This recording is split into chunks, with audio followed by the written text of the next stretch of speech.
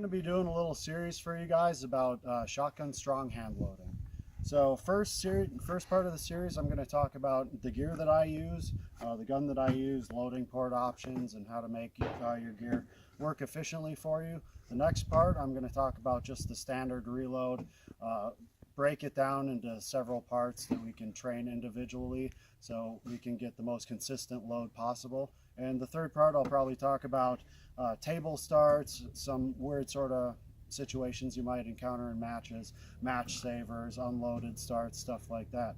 So just working around my belt here, obviously I'm using a Safariland ELS belt system. I believe just for 3-gun in general, this is the best belt system that you can have. It allows for a lot of versatility, and you're able to swap components wherever you need to suit the situation that you need them for.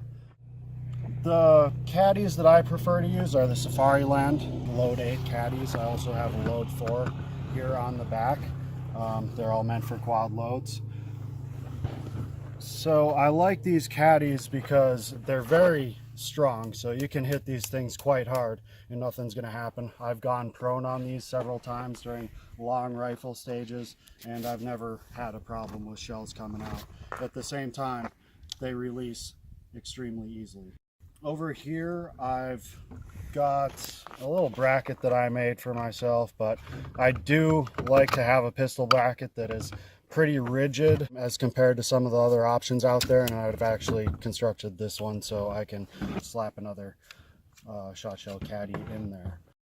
So the way that I set up my belt when I'm thinking about the angle that I want my caddies at or the placement, I always want to be thinking about my natural arm position. So I don't want to have my caddies set up in a fashion like this where I really have to bend my wrist. I always want to try to maintain a straight wrist angle and really a comfortable angle to grab those shells. That'll just aid in me being as fast as possible, less moving parts, a more consistent reload.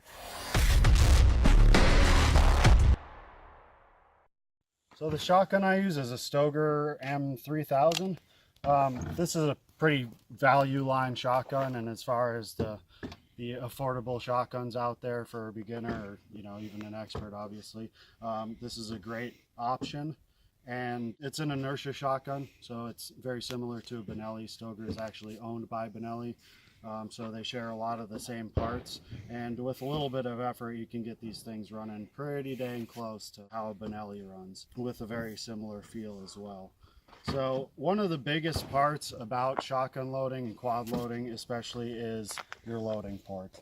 As you can see in here, I've taken the port down quite a bit on actually the left side of the gun, but once you flip it over it'll be on the right side, as opposed to a weak hand load where you might take them down evenly on both sides because there's no benefit to taking down this left side any further.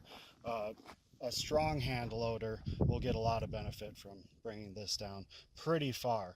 Another important aspect with this loading port is that I've made a smooth transition. That way when I'm loading, my thumb just slides right off the top of there and there's no hitches. It's cut deep enough where with very minimal effort I can stick those shells in all the way. How far you can go on the right side is generally determined by where your serial number is. So right here you can see that I've gone about as far as I can go. Another little modification that makes a lot of difference is this little bevel right here. So what I actually do for those is I'll just take a piece of sandpaper on a shotgun shell and I'll just rub it back and forth, going finer as I get deeper. And also on this shotgun and with others, there's actually a hump right here. If you get rid of that hump, you'll have a lot smoother transition.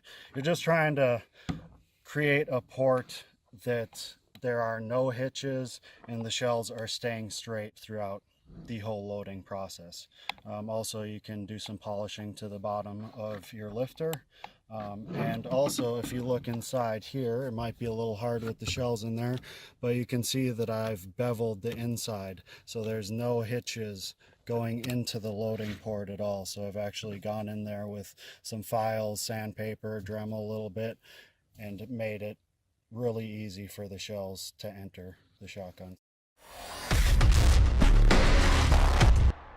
Thanks for watching, and stay tuned for the next part of the series where I'll dive a little bit deeper into the actual loading process itself, and we'll break it down and really make sure we can produce the most consistent, fast reload as possible.